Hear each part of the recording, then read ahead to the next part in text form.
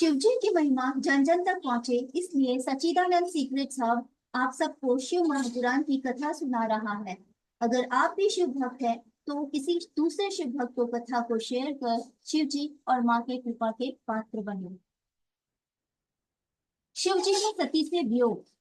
श्री राम ने बताया, हे देवी, एक बार भगवान शंकर ने अपने लोक में विश्वकर्मा को बुलाकर आज्ञा दी कि वे एक मनोहर विस्तृत भवन का निर्माण करें। इस भवन में एक गौशाला भी बनवाई। फिर उस भवन में ब्रह्मा, इंद्र आदि देवताओं, देवियों, ऋषियों, मुनि, अप्सराओं आदि को बुलाकर उनसे वस्तुओं का संग्रह कराया।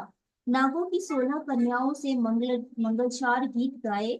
संगीतज्ञों ने वीणा, मृद आदि बजाकर राजभिषेक की सभी तैयारी पूर्ण करके उत्तम मुहूर्त में भक्ति पूर्वक दिव्य सिंहासन पर विष्णु जी को बैठाकर अभिषेक किया। शिव जी ने स्वयं विष्णु जी के सिर पर मुकुट बांधा और उन्हें अखंड ऐश्वर्य प्रदान किया। उन्हें सभी लोगों का कर्ता भर्ता और सहर्ता बनाया। अपनी शक्तियां विष्णु जी को प्रदान की। तीनों लोकों में स्वतंत्र एवं अनेकों लीलाएं करने वाला कहा। सारी माया प्रदान की। अनेकों अवतार लेकर संसार का पालक बनाया। आपने लोक में गोलोक नाम का एक स्थान प्रदान किया। ब्रह्मा जी और शिव जी ने उन्हें अखंड ऐश्वर्यशाली बताकर उन्हें प्रणाम किया। उस समय भगवान विष्णु गोपा वंश धारण कर गोप गोपियों और गौओं के स्वामी बने। इस प्रकार अखंड ऐश्वर्य प्रदान करके शिव जी कैलाश को चले गए।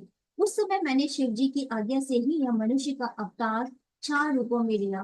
पहले में राम, 3 में भरत, लक्ष्मण और शत्रुघ्न। हे देवी, अब मैं अपने पिता की आज्ञा से सीता और लक्ष्मण सहित वन में आया हूँ। यहाँ पर किसी राक्षस ने मेरी पत्नी सीता का हरण कर लिया। हे माता, आपका दर्शन पाकर मेरा कल्याण हुआ है। इस प्रकार श्री राम सती को प्रणाम कर वन में विचरण करने लगे।